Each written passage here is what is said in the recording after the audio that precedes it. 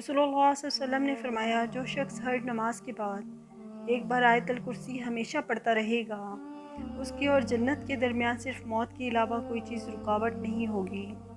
جیسے اس کی موت آئے گی تو وہ فوراً جنت میں داخل کر دیا جائے گا، جو ہر فرض نماز کے بعد آیت الکرسی پڑھے گا۔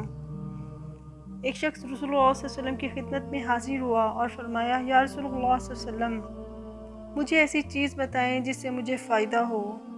تو نبی پاک صلی اللہ علیہ وسلم نے فرمایا، آیت الکرسی پڑھا کرو، اللہ پاک حفاظت کریں گے تیری اور تیری اولاد کی۔ حضرت ابو ہریرہ رضی اللہ تعالیٰ عنہ فرماتے ہیں، نبی پاک صلی اللہ علیہ وسلم نے صدقہ فطر کی ذمہ داری کا کام میرے سپرد کیا تھا۔ ایک رات آنے والا آیا اور گلہ بھرنے لگا۔ حضرت ابو ہریرہ رضی اللہ تعالیٰ عنہ کہتے ہیں، میں نے اسے پکڑ لیا اور اس کو کہا، میں تجھے نبی پاک صلی اللہ علیہ وسلم کے پاس لے کر جاتا ہوں۔ اس نے بولا، میں محتاج اور ضرورت مند ہوں۔ حضرت ابو ہریرہ رضی اللہ تعالیٰ عنہ نے اسے چھوڑ دیا۔ جب صبح ہوئی تو نبی پاک صلی اللہ علیہ وسلم نے حضرت ابو ہریرہ رضی اللہ تعالیٰ عنہ سے فرمایا، اے ابو ہریرہ، تمہاری رات کے قیدی کا کیا ہوا؟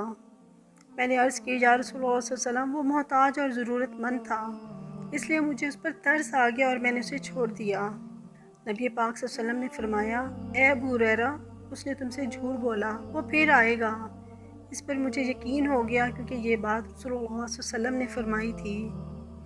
حضرت ابو ہریرہ رضی اللہ تعالیٰ عنہ رات کے ٹائم اس کا انتظار کرنے لگے۔ آج رات وہ پھر آیا اور گلہ بھرنے لگا۔ حضرت ابو ہریرہ رضی اللہ تعالیٰ عنہ نے اسے پکڑ لیا اور کہا، آج میں تمہیں نبی پاک صلی اللہ علیہ وسلم کی خدمت میں ضرور پیش کروں گا۔ اور اس نے آج پھر کہا، مجھے چھوڑ دو، میں بہت زیادہ ضرورت مند ہوں اور محتاج ہوں، اب نہیں آؤں گا۔ حضرت ابو ہریرہ رضی اللہ تعالیٰ عنہ کو ترس آ گیا اور انہوں نے چھوڑ دیا۔ صبح نبی پاک صلی اللہ علیہ وسلم نے ارشاد فرمایا، اے ابو ہریرہ، تمہاری رات کے قیدی کا کیا ہوا؟ تو حضرت ابو ہریرہ رضی اللہ تعالیٰ عنہ نے عرض کی، یا رسول اللہ صلی اللہ علیہ وسلم، اس نے کہا، میں بہت زیادہ ضرورت مند ہوں، بہت محتاج ہوں، اب نہیں آؤں گا۔ تو مجھے ترس آ گیا اور میں نے چھوڑ دیا۔ رسول اللہ صلی اللہ علیہ وسلم نے فرمایا، اس نے تم سے جھوٹ بولا، وہ پھر آئے گا۔ اب حضرت ابو ہریرہ رضی اللہ تعالیٰ عنہ اس کا انتظار کرنے لگے۔ وہ پھر آیا اور گلہ بھرنے لگا۔